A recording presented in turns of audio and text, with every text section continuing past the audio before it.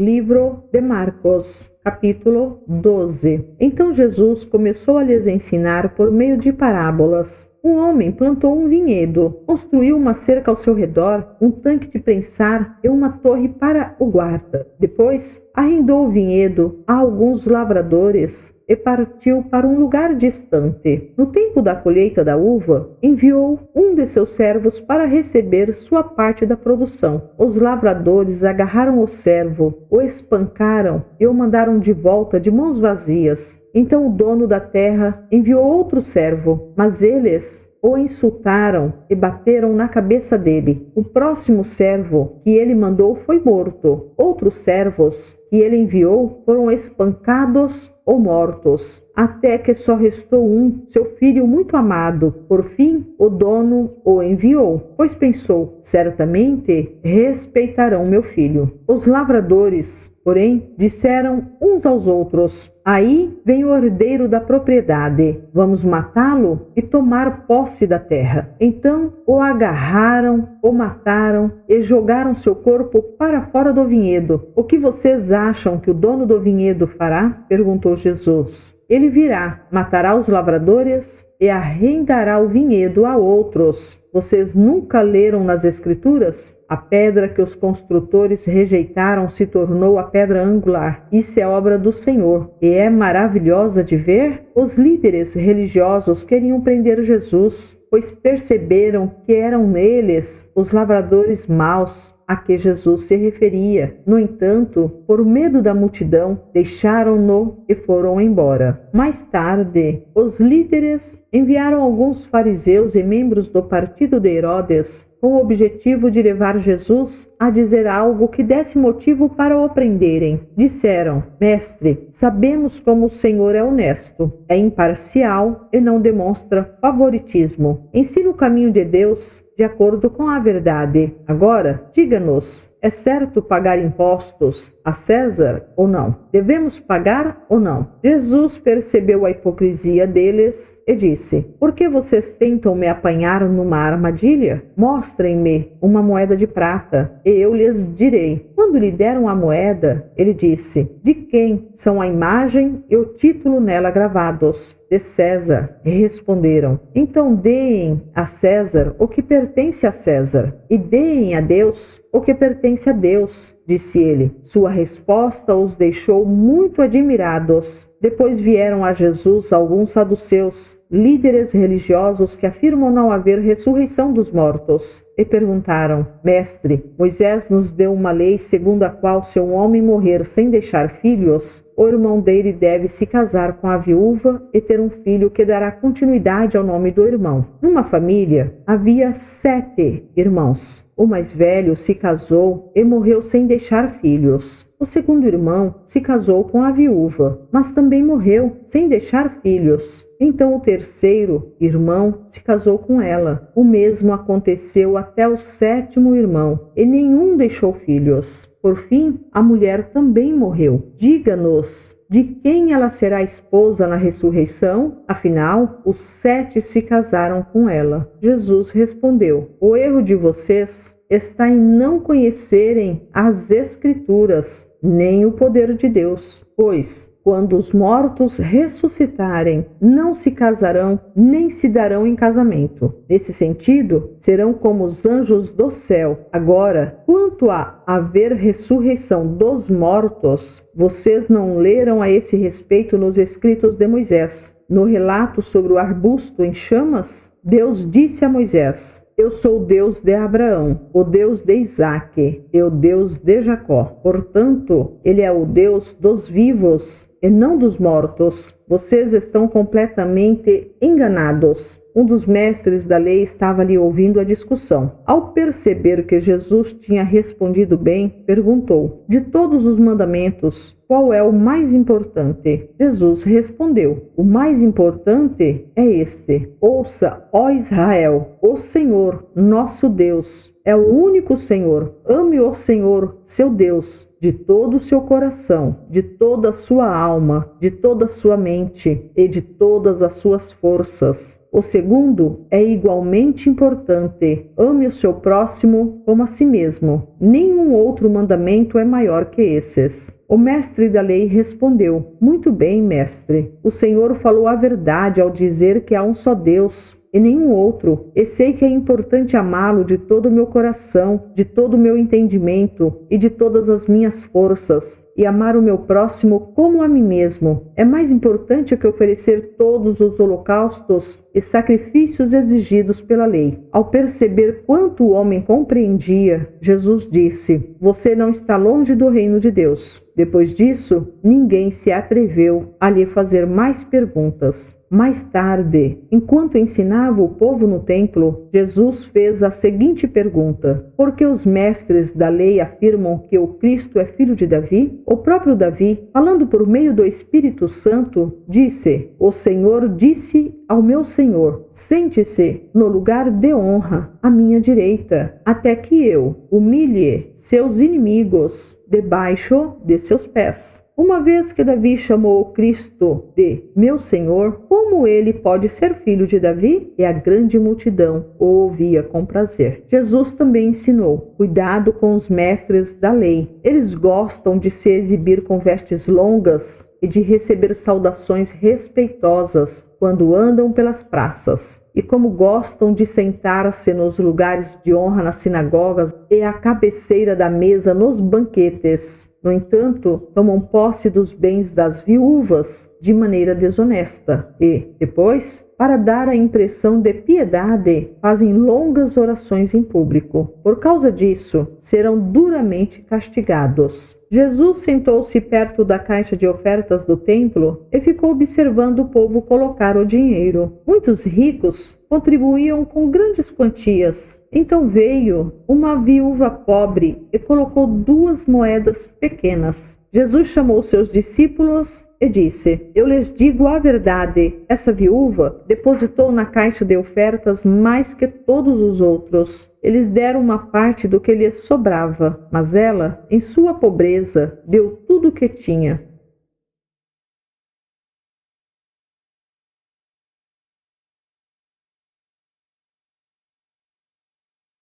Livro de Marcos, capítulo 13. Quando Jesus saía do templo, um de seus discípulos disse: mestre, olhe que construções magníficas, que pedras impressionantes. Jesus respondeu: está vendo estas grandes construções? Serão completamente destruídas. Não restará pedra sobre pedra. Mais tarde, Jesus sentou-se no Monte das Oliveiras, do outro lado do vale, de frente para o templo. Pedro, Tiago, João e André vieram e lhe perguntaram em particular: diga-nos, quando isso tudo vai acontecer? Que sinais indicarão que essas coisas estão prestes a se cumprir? Jesus respondeu: não deixem que ninguém os engane, pois muitos virão em meu nome, dizendo: eu sou o Cristo, e enganarão muitos. Vocês ouvirão falar de guerras e ameaças de guerras, mas não entrem em pânico. Sim, é necessário que essas coisas ocorram, mas ainda não será o fim. Uma nação guerreará contra outra, e um reino contra o outro. Haverá terremotos em vários lugares e também fome. Tudo isso, porém, será apenas o começo das dores de parto. Tenham cuidado, vocês serão entregues aos tribunais e açoitados nas sinagogas. Por minha causa, serão julgados diante de governadores e reis. Essa será a sua oportunidade de lhes falar a meu respeito. É necessário, primeiro, que as boas novas sejam anunciadas a todas as nações. Quando forem presos e julgados, não se preocupem com o que dirão. Falem apenas o que lhes for concedido naquele momento, pois não serão vocês que falarão, mas o Espírito Santo. O irmão trairá seu irmão e o entregará à morte, e assim também o pai a seu próprio filho. Os filhos se rebelarão contra os pais e os matarão. Todos os odiarão por minha causa, mas quem se mantiver firme até o fim será salvo. Chegará o dia em que vocês verão a terrível profanação, no lugar onde não deveria estar. Leitor, preste atenção. Então, quem estiver na Judéia, fuja para os montes. Quem estiver na parte de cima da casa, não desça nem entre para pegar coisa alguma. Quem estiver no campo, não volte para pegar o manto. Que terríveis serão aqueles dias para as grávidas e para as mães que estiverem amamentando. Orem para que a fuga de vocês não aconteça no inverno, pois haverá mais angústia naqueles dias que em qualquer outra ocasião, desde que Deus criou o mundo, e nunca mais haverá angústia tão grande. De fato, se o Senhor não tivesse limitado esse tempo, ninguém sobreviveria, mas, por causa de seus escolhidos, ele limitou aqueles dias. Portanto, se alguém lhes disser, vejam, aqui está o Cristo, ou vejam, ali está ele, não acreditem, pois falsos cristos e falsos profetas surgirão e realizarão sinais e maravilhas a fim de enganar, se possível, até os escolhidos. Fiquem atentos. Eu os avisei a esse respeito de antemão. Naquele tempo, depois da angústia daqueles dias, o sol escurecerá, a lua não dará luz, as estrelas cairão do céu e os poderes dos céus serão abalados. Então todos verão o Filho do Homem vindo nas nuvens com grande poder e glória. Ele enviará seus anjos para reunir seus escolhidos de todas as partes do mundo, das extremidades da terra às extremidades do céu. Agora, aprendam a lição da figueira. Quando surgem seus ramos e suas folhas começam a brotar, vocês sabem que o verão está próximo. Da mesma forma, quando virem todas essas coisas, saberão que o tempo está muito próximo à porta. Eu lhes digo a verdade, esta geração certamente não passará até que todas essas coisas tenham acontecido. O céu e a terra desaparecerão, mas as minhas palavras jamais desaparecerão. Contudo, ninguém sabe o dia nem a hora em que essas coisas acontecerão, nem mesmo os anjos no céu, nem o Filho. Somente o Pai sabe. E, uma vez que vocês não sabem quando virá esse tempo, vigiem, fiquem atentos. A vinda do Filho do Homem pode ser ilustrada pela história de um homem que partiu numa longa viagem. Quando saiu de casa, deu instruções a cada um de seus servos sobre o que fazer e disse ao porteiro que vigiasse, à espera de sua volta. Vocês também devem vigiar, pois não sabem quando o dono da casa voltará. À tarde, à meia-noite, de madrugada ou ao amanhecer, que ele não os encontre dormindo quando chegar sem aviso.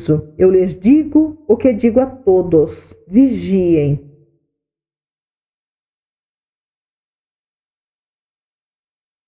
Livro de Marcos, capítulo 14. Faltavam 2 dias para a Páscoa e para a festa dos pães sem fermento. Os principais sacerdotes e mestres da lei ainda procuravam uma oportunidade de prender Jesus em segredo e matá-lo. Mas durante a festa da Páscoa, para não haver tumulto entre o povo, concordaram entre eles. Enquanto isso, Jesus estava em Betânia, na casa de Simão, o leproso. Quando ele estava à mesa, uma mulher entrou com um frasco de alabastro contendo um perfume caro, feito de essência de nardo. Ela quebrou o frasco e derramou o perfume sobre a cabeça dele. Alguns dos que estavam à mesa ficaram indignados. Por que desperdiçar um perfume tão caro? Perguntaram. Poderia ter sido vendido por 300 moedas de prata e o dinheiro dado aos pobres. E repreenderam a mulher severamente. Jesus, porém, disse: deixem-na em paz. Porque a criticam por ter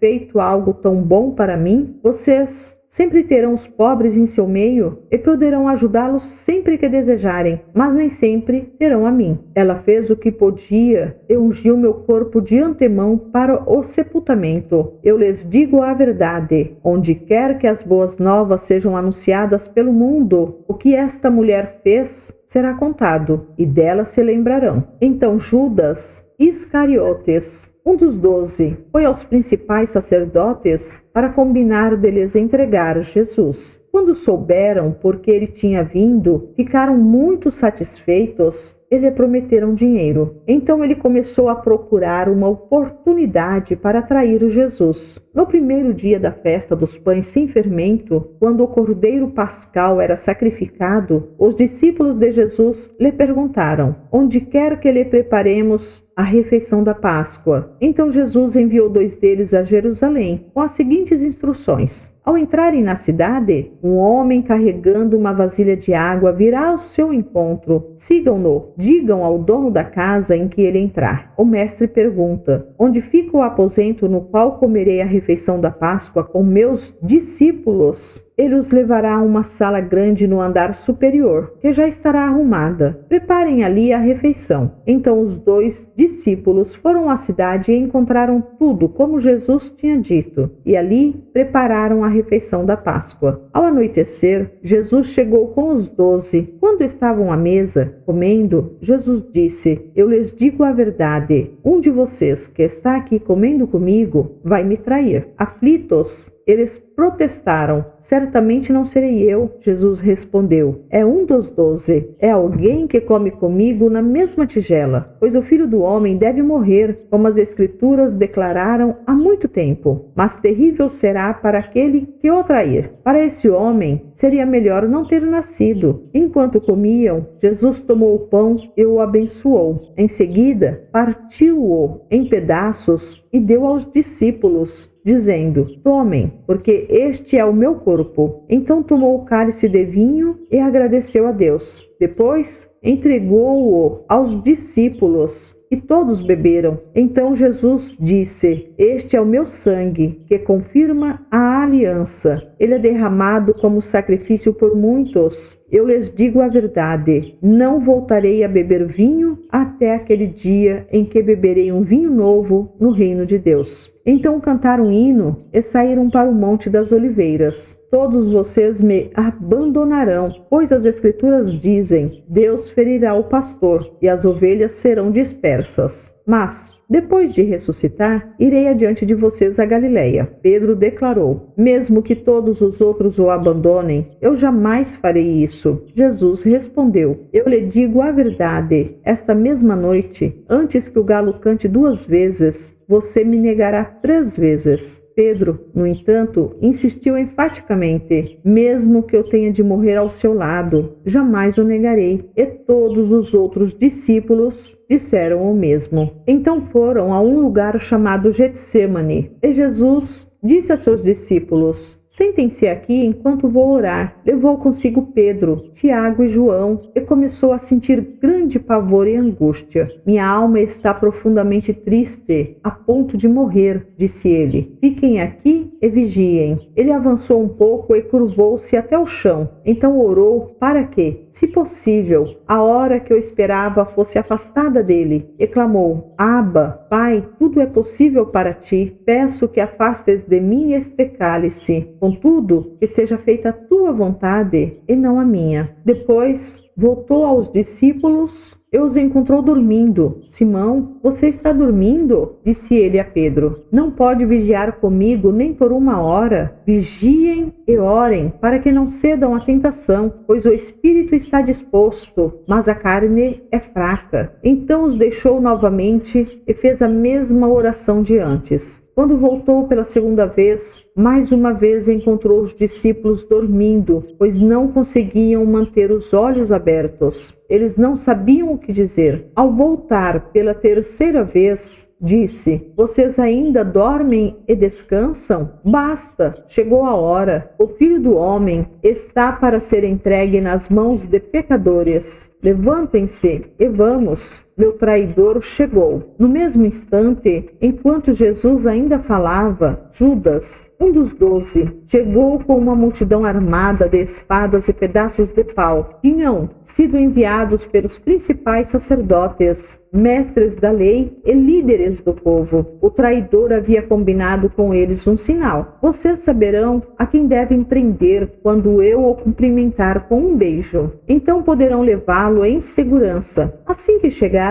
Judas se aproximou de Jesus. Rabi, exclamou ele, e o beijou. Os outros agarraram Jesus e o prenderam, mas um dos que estavam com Jesus puxou a espada e feriu o servo do sumo sacerdote, cortando-lhe a orelha. Jesus perguntou: por acaso sou um revolucionário perigoso para que venham me prender com espadas e pedaços de pau? Por que não me prenderam no templo? Todos os dias estive ali, no meio de vocês, ensinando, mas estas coisas estão acontecendo para que se cumpra o que dizem as Escrituras. Então todos o abandonaram e fugiram. Um jovem que o seguia vestia apenas um lençol de linho. Quando a multidão tentou agarrá-lo, ele deixou para trás o lençol e escapou nu. Levaram Jesus para a casa do sumo sacerdote, onde estavam reunidos os principais sacerdotes, os líderes do povo e os mestres da lei. Pedro seguia Jesus de longe e entrou no pátio do sumo sacerdote. Ali, sentou-se com os guardas para se aquecer